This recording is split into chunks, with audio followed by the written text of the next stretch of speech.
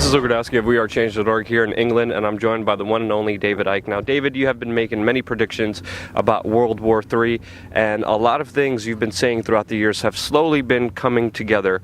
Right now, with the situation in ISIS, how do you break it down? What's your understanding of it? Well, world wars change worlds. And if you have a global agenda, then global problems allow you to offer global solutions. And if you look how the world was transformed by the First World War and the Second World War, the world was a completely different place after both of those wars. And the idea all along has been to have a Third World War to complete the transformation into a global state with a world government and a world army dictating to the global population. And there was a letter, a controversial letter, because people dismiss it, but with the passage of events, it becomes more and more credible. And it was a letter written by a man called Albert Pike, who was a massive Freemason in the United States in the 19th century.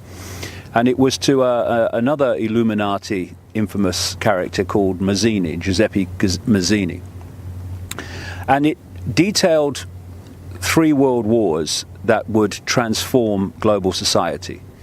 And the first one described it in the terms that happened. The second one it described in terms that it happened.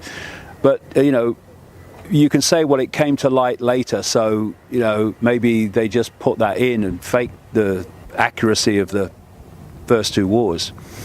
So the credibility of what it said lies in what it said about the Third World War. And it talked about creating a conflict between the Muslim world and what it called political Zionism. And people will say, well, that's got to be a fake because there was no Zionism when that letter was supposed to be written. Well, this is an agenda that's projected a long way forward. This is why Aldous Huxley, Brave New World, and Eric Blair, George Orwell, 1984, who knew each other. Huxley taught George Orwell French at Eton College, where the royals go, and they knew each other and they became friends. And from the same sources, not least the Fabian Society in Britain, they understood the projected agenda. And we're talking there in 1932 that Huxley's book was published, 1948 that Orwell's book was published, and they are describing the society that's unfolding today at that time. And there are many other examples of people predicting the future who were insiders who have turned out to be incredibly accurate. So the idea that Albert Pike would know that this Zionist movement was coming and the establishment of Israel was coming is very credible when you look at the background evidence. And of course, Zionism was established not that long after this letter was supposed to be written. And so he was talking about the Muslim world being brought into a war with the political Zionism, what today we call Israel, and that this would, in my terms, create a vortex that would draw in the world, in our terms, America, the European Union, NATO, into this war. And what you have now is a situation that this ISIS group has come out of nowhere, in effect, incredibly well armed, incredibly funded. I mean, I've seen figures like $2 billion at its disposal. And it's walking into towns in Iraq and taking them over. It's established itself at the key border crossings into Syria and into Jordan. And it's all happened really fast. And what the potential of this clearly is to do what Pike was talking about. Because I've said in my books for years that the plan was to create a massive divide and rule conflict between the Shia Muslims and the Sunni Muslims. I mean, I know it's hard to believe for anyone frickin' sane, but this argument over this ancient argument over who should, be the natural successor to the rightful successor to Muhammad and all that stuff has created this enormous schism, and schisms are there to be manipulated and exploited by these people. So what you have, therefore, is this ISIS that suddenly appeared with its grotesque violence that is representing Sunni Muslims. And then you have the regime currently in Iraq that is representing, in effect, Shia Muslims. And you have, just across the border, the center of the Shia Muslim world, and that's Iran. Iran, 89%, I think it is, of Iranian Muslims are Shia. Now, in the last little while, there's been this, apparently on the face of it, this strange change of direction by America in terms of Iran. They've spent all these years with Israel saying, well, we must take out their nuclear facilities and these sanctions against them, and all they're terrible. And now, if you remember, in the last week or so, they've even been talking about maybe they ought to get into discussions with Iran and come to some agreement on how they deal with this ISIS situation.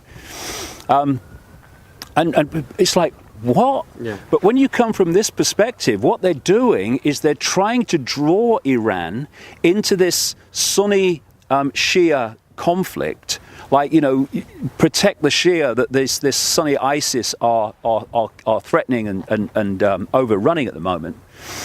And once they get Iran pulled into that vortex, it ain't going to get out. Yep. Then there's another aspect of this, which is a real red flag for me. And that is this ISIS organization is very extreme. And its very name, when you break down the wording, is describing its ambitions. And that's to take over Iraq, to take over Syria, and to take over what they call the Levant. And what does the Levant include? Israel.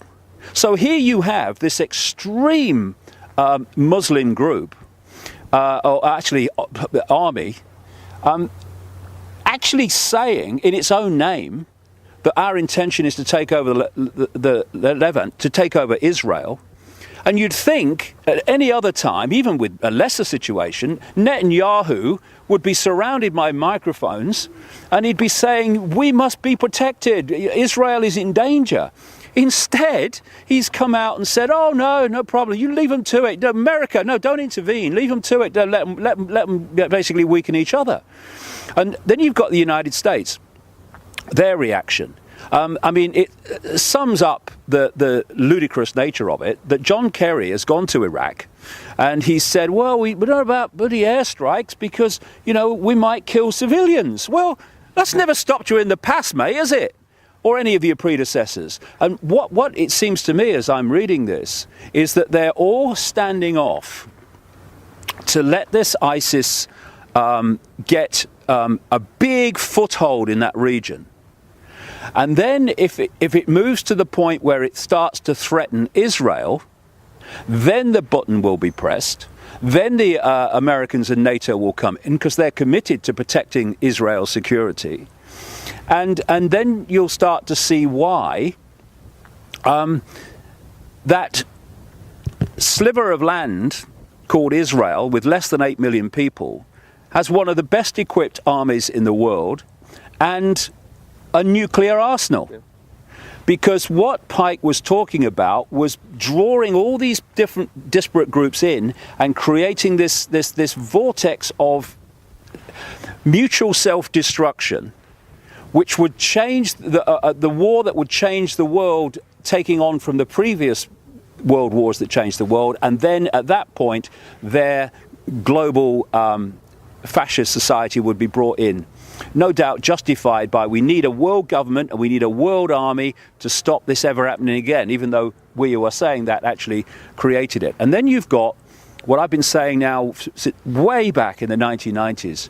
The idea is for this Third World War to involve Russia and China against the West. Yeah. Oceania versus Eurasia. Yeah. Yeah, in the 1984 kind of scenario. And what you have now is the demonization of Russia. Have you noticed that? How suddenly we got the demonization of Russia? And what's opening up in the Ukraine, while all this is starting to go on in the Middle East, is another front against Russia. Because, you know, it's very easy to see how Russia can be pulled into this Middle Eastern conflict by supporting Syria, because destroying Syria is part of ISIS's agenda and American agenda and NATO's agenda. And also Iran as well. Yeah, and destroying Iran. Yeah, so and Russia would come out in support of Iran, and the same would happen with China. And so you can see how the pieces in the game are being moved around to create this scenario that Pike talked about. And the idea is to basically bring everything to its knees, so that the world would have to be rebuilt in its structure and the way it operates, and that would be in the image of what they've been working towards all along: world government, world central bank, world army, world currency, centralized control of the planet, and it's very easy to see with current events how it's moving in that direction, and we need to understand what the goals are, to understand what the moves towards that goal are. And when you look at it from this perspective, what is happening in the Middle East is not random. None of it's been random. Libya's not been random. Syria's not been random. None of it. And ISIS certainly isn't random. It's part of this long-term plan to take over the world by creating enormous chaos to which they can offer the order out of the chaos, their order, their new world order. Problem, reaction, solution, order out of chaos. You know, they set up the problem, U.S. funds with NATO, Saudi Arabia, Qatar, ISIS in Syria to go after Assad. They stop, Russia stops the U.S. from attacking them, so they find a different way. Now ISIS is running loose. Israel, for the first time ever, is saying it's not even a problem. Yeah. Meanwhile, they backed everything from the very beginning, and they're creating this awful situation. They're bringing Iran into it, meanwhile financing both sides of the situation. Iran is now fighting in Iraq, and China and Russia are standing by. They're being agitated in Ukraine with the bombing in Donetsk and Slavansk right now. Ukraine is pretty much asking for Russians to come over with all the bombs that they're dropping on them. Yeah, in fact, a close aide of President Putin, who has special responsibility for Ukraine, has actually said this week that the United States is preparing for a war against Russia through Ukraine, and that what they plan is to try to take Crimea back. Now, you can have the odd bit of terrorism and bad things happen in Ukraine to Russian supporting people, and Putin can stay back and hold his fire because he knows what they're trying to manipulate him into. But if they try to take Crimea back, Putin's ego and Putin's pride will no way, I would strongly suspect, allow him just to let them do it. Exactly. And therefore, that if they try to take Crimea back, then what you're looking at is a war, or a calculated war against Russia. Yeah. And if you start a front against Russia on its borders, and then all this stuff going on in the Middle East, you are diluting Russia's impact on what's happening in the Middle East. Yeah. And it's all a setup. And when you have Saudi Arabia and Qatar, who are 51st states of the United States, there are many of those, mind, funding this ISIS and funding this terrorism, while the Americans, who could tell them to stop any time, are saying, are condemning the very terrorism that their 51st states are supporting. Well, the picture's so bloody obvious. It's a setup, and it's a setup to attempt to trigger World War III. And that's why you see Russia trying to back their economy with gold. That's why they're making better business relations with China. They're selling oil to each other right now, and they're moving away from all this. Yeah. But Putin's ego is very strong. They could provoke him, and you don't know how Putin will respond. That's what they were discussing at the Bilderberg meeting just a few weeks ago, when it came out that they were discussing if they should raise the NATO defense budget. What should they do in Ukraine, and how can we understand Putin? How can we use the situation with Putin? It came out in the Bilderberg meetings that they're discussing this. So you can only imagine what NATO, arms dealers, oil oligarchs of the Western power elite are going to have an interest when it comes to important decisions like this. Is there anything else that we need to understand about this kind of creation of war that's happening right in front of our eyes? Well, it's a progression. And you have to connect the dots to see the progression. Going into Afghanistan was stage one, justified by the lie about 9/11 and who was really behind it. Then they go into Iraq. That has created the situation where this ISIS can now run riot. They want to go down into Africa, and so they're creating terrorism all over Africa. And so one of the big blocks to what they wanted was Colonel Gaddafi. And so they had to get rid of him. That was what the Libya thing was about, where they trained, armed and funded rebels to attack the Gaddafi regime. Al-Qaeda rebels at that, when we're supposed to be fighting Al-Qaeda. Exactly. And to attack the Gaddafi regime. And when they responded, it was, he's killing his own people. No, he's responding to people you funded to attack him. And then these rebels and others then moved into Syria after they'd done the thing in Libya, and they did the same there. And they thought that Syria would go like Libya, but it hasn't. That's been a big problem for them. And when they wanted to, because they were behind the time, they wanted to push that on. That's when they did the chemical weapons scam, which was not Assad's work at all. That would have been suicide. He's not that stupid. It worked in Iraq once, and then Russia came in, stepped in, blocked it off, and also popular support stopped the war in Syria. Yeah, and your popular rejection of bombing another country stopped that being pushed on. So they're behind time on Syria. But that moves then into ISIS. By arming ISIS, the Americans allow them to also supply the terrorists in Syria, which they also control. And it's all unfolding with the magician behind, or the puppet master behind the scenes. And when we realize that, we can see that events are not random, but coldly calculated. These people are sheer, undiluted evil. And people need to understand that. Otherwise, they will reject that anyone could do what they're doing and kill and maim and slaughter so many people. They can do it because they have no heart, they have no empathy, they have no emotional compassion, and thus mayhem is their currency, and they have no emotional consequence. They are not like us, so don't judge what they'll do by what you would do, because it ain't the same thing. To understand the future, we have to understand the past. David, thank you so much.